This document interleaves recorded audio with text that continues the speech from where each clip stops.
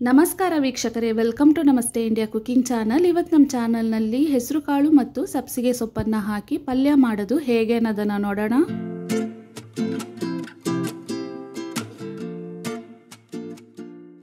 ಒಂದು ದೊಡ್ಡ ಕಟ್ಟು ಸಬ್ಸಿಗೆ ಸೊಪ್ಪನ್ನು ತಗೊಂಡಿದ್ದೀನಿ.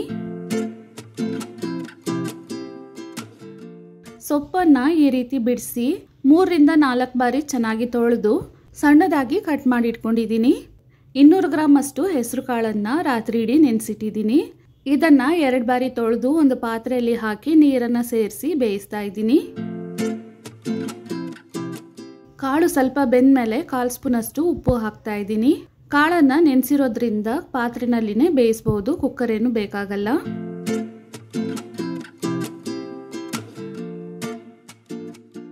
ನೋಡಿ, ಕಾಳನ್ನು ಈ ರೀತಿ ಸಾಫ್ಟ್ ಆಗಿ ಬೇಯಿಸಬೇಕು. ಬೇಯಿಸಿರುವ ನೀರನ್ನು ಚೆಲ್ಲಿ ಕಾಳನ್ನು ಮಾತ್ರ ಸಪ್ರೇಟ್ ಆಗಿ ಇಟ್ಟಿದ್ದೀನಿ. ಒಂದು ಕಡಾಯಿನಲ್ಲಿ 50 ml ಅಷ್ಟು ಸನ್ಫ್ಲವರ್ ಆಯಿಲ್ ಅನ್ನು ಹಾಕಿದ್ದೀನಿ.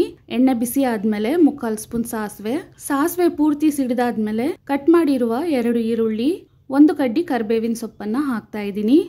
ಈರುಳ್ಳಿ ಸಾಫ್ಟ್ ಆಗೋವರೆಗೂ ಇದನ್ನು ಬಾಡಿಸ್ಬೇಕು. 4 ಹಸಿರು ಮೆಣಸಿನಕಾಯಿ ಜೊತೆಗೆ 1 ಸ್ಪೂನ್ ಜೀರಿಗೆಯನ್ನು ಹಾಕಿ ಜಜ್ಜಿಟ್ಟಿದ್ದೀನಿ, ಅದನ್ನು ಹಾಕ್ತಾ ಇದ್ದೀನಿ. ಇದನ್ನು 1 ನಿಮಿಷದವರೆಗೂ ಬಾಡಿಸ್ಬೇಕು. ಇದಾದ್ಮೇಲೆ ಜಜ್ಜಿರುವ 1/2 ಬೆಳ್ಳುಳ್ಳಿಯನ್ನು ಹಾಕ್ತಾ ಇದ್ದೀನಿ.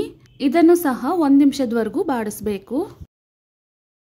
1/4 ಸ್ಪೂನ್ ಅರಿಶಿನದ ಪುಡಿ, ಸ್ವಲ್ಪ ಇಂಗು, ಚೆನ್ನಾಗಿ ಹಣ್ಣಾಗಿರುವ 1 ನಾಟಿ ಟೊಮೆಟೊವನ್ನು ಕಟ್ ಮಾಡಿ ಹಾಕ್ತಾ ಇದ್ದೀನಿ. ಇದರಲ್ಲೇ 1/2 ಸ್ಪೂನ್ ಅಷ್ಟು ಉಪ್ಪು ಹಾಕ್ತಾ ಇದ್ದೀನಿ. ಹೆಸರು ಕಾಳನ್ನು ಬೇಯಿಸಬೇಕಾದ್ರೂ ಉಪ್ಪನ್ನು ಹಾಕಿದ್ದೀನಿ.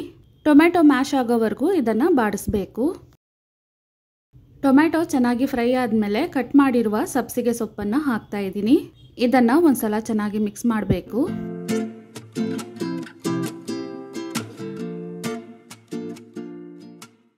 ಇವಾಗ ಬೇಯಿಸಿರುವ ಹೆಸರು ಕಾಳನ್ನು ಹಾಕ್ತಾ ಇದ್ದೀನಿ.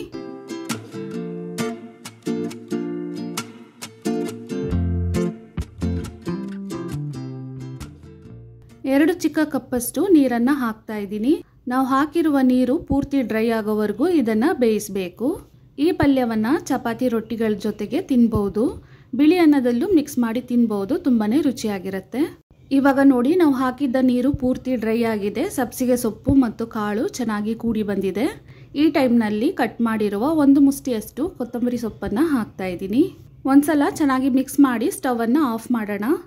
ಆರೋಗ್ಯಕರವಾದ ಮತ್ತು ರುಚಿಕರವಾದ ಹೆಸರುಕಾಳು ಸಬ್ಸಿಗೆ ಸೊಪ್ಪಿನ ಪಲ್ಯ ರೆಡಿಯಾಗಿದೆ. ಈ ವಿಡಿಯೋವನ್ನು ವೀಕ್ಷಿಸಿದ್ದಕ್ಕೆ ಧನ್ಯವಾದಗಳು.